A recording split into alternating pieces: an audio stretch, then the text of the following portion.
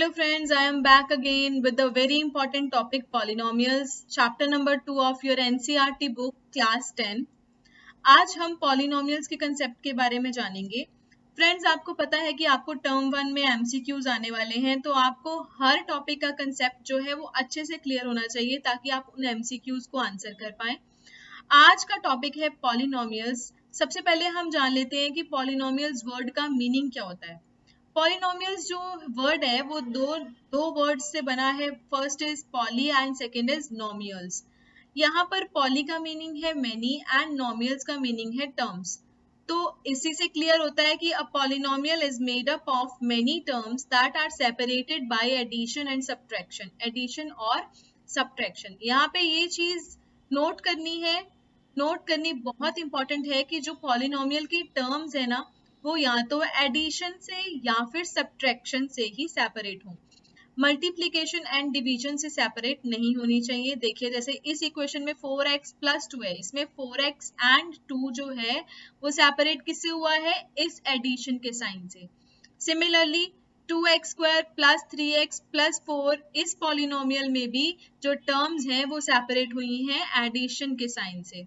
ठीक है, तो यहाँ पर एडिशन हो सकता है या फिर सब्ट्रैक्शन हो सकता है, मल्टीप्लिकेशन या डिवीजन नहीं हो सकता. जैसे 4 और x मल्टीप्लाई हो रहे हैं, है ना, तो ये एक ही टर्म बन जाती है, तो ये मैनी टर्म्स में नहीं गिना जाएगा. तो इसलिए ना ये जो टर्म्स हैं पॉलिनोमियल्स में वो सब्ट्रैक्शन या फिर एडिशन से ही सेपरेट होनी चाहिए. अब देखिए इसमें x upon y is not a polynomial. देखिए x और y जो है वो डिवाइड हो रहा है, बीच में डिवीजन का साइन है, तो फिर इसका मतलब है कि पॉलिनोमियल ये नहीं होगा, क्योंकि हमारे को पता है कि जो पॉलिनोमियल्स हैं उसमें टर्म्स जो है या तो वो एडिशन से या फिर वो सब्ट्रैक्शन से ही सेपरेट होनी चाहिए. अब जान लेते हैं ये कंपोनेंट्स ऑफ पॉलिनोमियल्स क्या है. पॉलिनोमियल्स बनता किससे है? देखिए हमें पता है, हमने अभी पढ़ा कि polynomials are made up of terms. अब ये टर्म्स जो है वो आगे किससे बनती हैं? वेरिएबल्स से एंड कांस्टेंट से. तो हम अब जान लेते हैं कि वेरिएबल क्या होते हैं और कांस्टेंट क्या होते हैं. देखिए फ्रेंड्स, वेरिएबल क्या होता है? वेरिएबल का मीनिंग है चेंजिंग. अब वेरिएबल को चेंजिंग के साथ याद रखें, क्योंकि वेरिएबल जो है वो एक ऐसी वैल्यू, एक ऐसी क्वांटिटी होती है जिसकी वैल्यू चेंज होती रहती है. जैसे यहाँ पर x प्लस 4 में से x जो होगा वो वेरिएबल होगा. आप x की है वो कोई भी x की वैल्यू जो होती है वो कोई भी हो सकती है.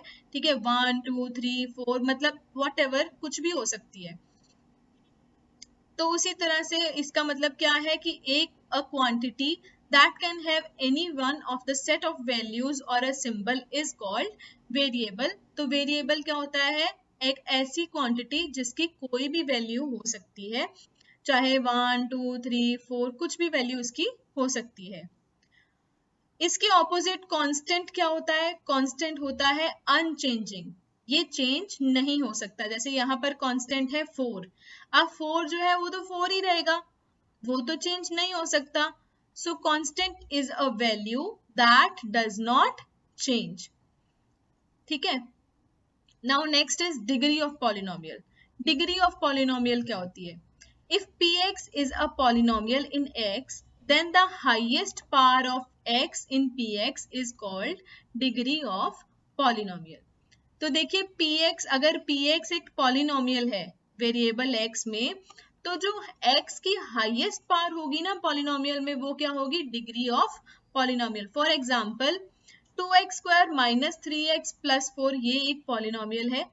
इसमें पॉलिनोमियल इन x है ना, इसमें वेरिएबल हमें गिवन है x. अब इसमें x की हाईएस्ट पावर कितनी है? 2 है ना, तो 2 हाईएस्ट पावर है, दैट मीन्स इस पॉलिनोमियल की डिग्री क्या होगी? 2 होगी. Next topic is zeros of polynomials. अब पॉलिनोमियल के जीरोस क्या होते हैं? Zeros of polynomials can be defined as the points where the polynomial becomes zero as a whole. Zeros जो होते हैं पॉलिनोमियल के वो ऐसे पॉइंट्स होते हैं, ऐसी वैल्यूज होते हैं कि अगर हम इनको पॉलिनोमियल में पुट करते हैं वेरिएबल की जगह पे, तो ये पॉलिनोमियल को क्या बना देते हैं? जीरो बना देते हैं. जैसे for example x is equal to -1 is the zero of the polynomial x square minus 3x minus 4। Suppose कर लेते हैं, सपोज नहीं, x इज इक्वल टू -1 जो है वो इसका जीरो है, ठीक है। तो अगर हम इसको x इज इक्वल टू -1 को अगर इस पॉलिनोमियल में x की जगह पे पुट कर देते हैं, x की जगह पे रिप्लेस कर देते हैं, तो क्या हमें मिलता है? हमें मिलता है 0। तो इस तरह से x जो जीरोस होते हैं पॉलिनोमियल्स के, वो ऐसी वैल्यूज होती हैं कि अगर उनको पॉलिनोमियल में पुट करते हैं तो वो पॉलिनोमियल को क्या बना देते हैं? 0 बना देते हैं। अब यहाँ पर एक और इम्पॉर्टेंट रिजल्ट है कि number of zeros of any polynomial is less than or equal to degree of the same polynomial. अब कोई भी पॉलिनोमियल के नंबर ऑफ जीरोस कितने होंगे ये हमें कैसे पता लगेगा? जो पॉलिनोमियल की डिग्री होती है ना, जैसे यहाँ पर पॉलिनोमियल की डिग्री 2 है, तो इसके जीरोस जो है वो या तो 2 हो सकते हैं या फिर 2 से लेस हो सकते हैं, 2 से ज्यादा नहीं हो सकते, ठीक है। Next is types of polynomials. कितनी तरह की पॉलिनोमियल हमारे पास होती हैं? देखो, इन टाइप्स को दो तरह से क्लासिफाई किया गया है। First is types of polynomials on the basis of terms, ठीक है, कि एक पॉलिनोमियल में कितनी टर्म्स होती हैं, उस बेसिस पर कितनी टाइप्स है पॉलिनोमियल्स की। एंड सेकंड इज डिग्री, कि डिग्री के बेसिस पे पॉलिनोमियल्स की टाइप्स कितनी है। फर्स्ट हम पढ़ते हैं कि नंबर ऑफ टर्म्स के बेसिस पे पॉलिनोमियल्स की कितनी टाइप्स होती हैं। First is monomials. जैसे आपको पता है मोनो का मतलब होता है वन, तो मोनोमियल मीन्स वन टर्म। ऐसी पॉलिनोमियल्स जिसमें वन टर्म होती है, जैसे 6 हो गया, 4x क्यूब या फिर -5a² b³, ये सब एक ही टर्म्स है ना, तो ये क्या होंगी? मोनोमियल्स। एक्चुअल में मोनोमियल जो है वो पॉलिनोमियल नहीं होता, क्योंकि हमें पता है पॉलिनोमियल जो होता है वो मेनी टर्म्स से बनता है, पर इसमें तो वन टर्म होती है, तो बट फिर भी इसको as a type of polynomial लिया जाता है। Next is binomial. अब बायनोमियल को आप बाय से याद रखिए, जैसे हमारे पास बायसाइकिल होता है उसमें दो टायर्स होते हैं ना, उसी तरह से बायनोमियल्स में क्या होता है? दो टर्म्स होती हैं, जैसे 6x + 2 हो गया, ab 4 - 5 हो गया, y + 2f हो गया, इसमें सब में 2 टर्म्स है ना, दैट मीन्स दीज आर बायनोमियल्स। फिर है ट्राइनोमियल्स। अब जैसे ट्राईसाइकिल होता है उसमें 3 टायर्स होते हैं, तो ट्राइनोमियल्स मीन्स 3 टर्म्स। ऐसी पॉलिनोमियल्स जिसमें 3 टर्म्स होती हैं उनको क्या बोलते हैं? ट्राइनोमियल्स। जैसे 3x² - 5x + 8 या फिर a³ + 4y - 7, ये सब क्या है? ट्राइनोमियल्स हैं। फिर है हमारे पॉलिनोमियल्स। आपको पता है पॉलिनोमियल्स मीन्स मेनी टर्म्स, इसमें कितनी भी टर्म्स हो सकती हैं। Next is types of polynomials on the basis of degree. अब आपको मैंने बताया कि डिग्री ऑफ पॉलिनोमियल क्या होता है? Highest power of variable of polynomial, ठीक है। अब first is constant polynomial. Constant polynomial मतलब डिग्री 0 होगी, उसमें सिर्फ कांस्टेंट होगा, जैसे ये 8 हो गया, -2/3 हो गया। फिर है लीनियर पॉलिनोमियल। लीनियर पॉलिनोमियल वो पॉलिनोमियल्स होती हैं जिसमें x की जो हाईएस्ट डिग्री होगी वो क्या होगी? 1। जैसे यहाँ पर देखिए x + 8, यहाँ पर x की हाईएस्ट डिग्री कितनी है? 1 है। उसी तरह से 3/4x - 6।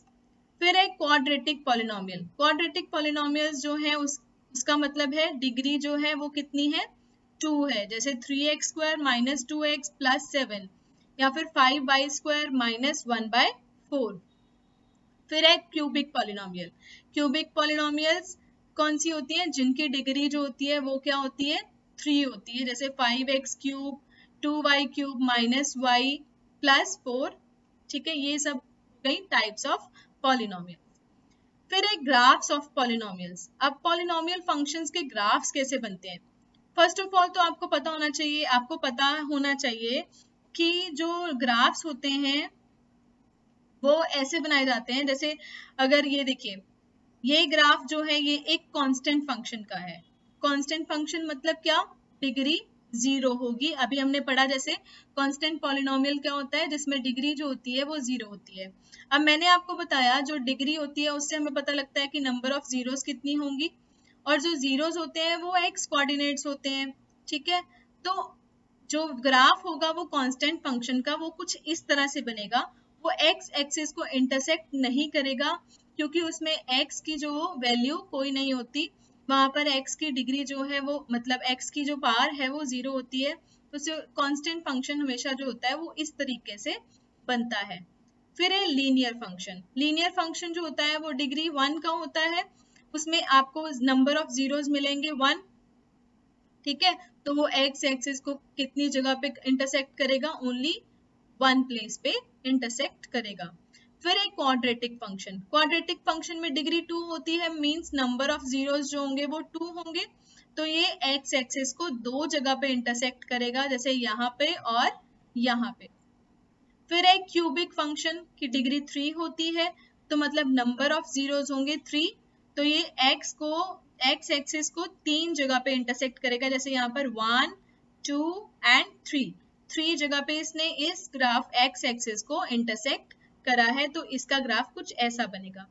फिर एक क्वार्टिक फंक्शन जिसमें डिग्री जो होती है वो 4 होगी, तो मतलब नंबर ऑफ जीरोस 4 होंगे, तो x एक्सिस को 4 टाइम्स इंटरसेक्ट करेगा, जैसे ये देखिए 1 टाइम यहाँ पे, first, second, third and fourth, तो 4 जगह पे इसने x एक्सिस को इंटरसेक्ट किया, तो इसका ग्राफ कुछ इस तरीके से बनेगा।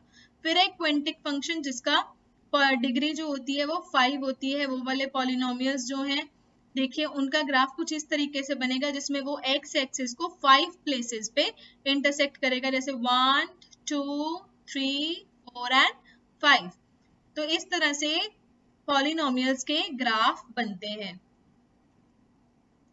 अब देखिए एक्सरसाइज 2.1 तो आपके लिए इतनी आसान हो चुकी है कि आप इसको देखते ही आराम से मतलब विद इन 5 मिनट्स क्या 5 मिनट से भी कम टाइम में सॉल्व कर लेंगे। तो एक्सरसाइज 2.1 में आपको कुछ इस तरह से दे रखा है, इसमें आपको पूछा गया है the graphs of y is equal to px are given in figure below for some polynomials px, ठीक है। Find the number of zeros of px in each case. आपको क्या पता करना है कि आपको ग्राफ गिवन है, आपको नंबर ऑफ जीरोस पता करने हैं, जो कि बहुत आसान है। आपको मैंने अभी बताया कि नंबर ऑफ जीरोस कैसे पता करोगे, जितनी बार ग्राफ एक्स एक्सिस को इंटरसेक्ट करेगा उतने आपके नंबर ऑफ जीरोस होंगे। अब देखिए फर्स्ट देखिए, इसमें ग्राफ जो है ये ऐसे स्ट्रेट लाइन है, ठीक है, इसने एक्स एक्सिस को कहीं भी इंटरसेक्ट नहीं किया है, तो ये एक कांस्टेंट फंक्शन है, तो नंबर ऑफ जीरोस क्या होंगे, 0। यहाँ पर एक्स एक्सिस को किसी भी जगह पे इंटरसेक्ट नहीं किया ग्राफ ने, तो मतलब इसका कोई भी 0 नहीं होगा। अब इस पॉलिनोमियल के ग्राफ को देखिए, इस पॉलिनोमियल के ग्राफ ने एक्स एक्सिस को एक जगह पे इंटरसेक्ट किया है, मतलब इसका नंबर ऑफ जीरोस कितने होंगे, 1। फिर नेक्स्ट ग्राफ में इसने नेक्स्ट ग्राफ में जो ये ग्राफ है 3 जगह पे एक्स एक्सिस को इंटरसेक्ट करता है, एक तो ये 1 2 एंड 3, तो ये क्या हो गया, इसका क्या मतलब है कि इस पॉलिनोमियल के कितने जीरोस होंगे, 3 जीरोस होंगे। अब इस ग्राफ में देखिए, इसमें ग्राफ ने एक्स एक्सिस को 2 जगह पे इंटरसेक्ट करा है, तो दैट मीन्स ये क्या होगा, नंबर ऑफ जीरोस क्या होंगे, 2 होंगे। अब इसमें गिनिए 1 2 3 एंड 4 टाइम्स इंटरसेक्ट किया एक्स एक्सिस को ग्राफ ने, तो इसका मतलब है तो इसके नंबर ऑफ जीरोस कितने हैं, 4 है। अब अगला जो है क्वेश्चन आप खुद करेंगे और मेरे को कमेंट सेक्शन में बताइए कि इसके जीरोस कितने होंगे। So thank you for watching the video. अगर आपको मेरी वीडियो पसंद आई तो please like share and subscribe. मैं आपको मिलती हूँ अपने नेक्स्ट वीडियो में। Till then bye bye, take care and have a nice day.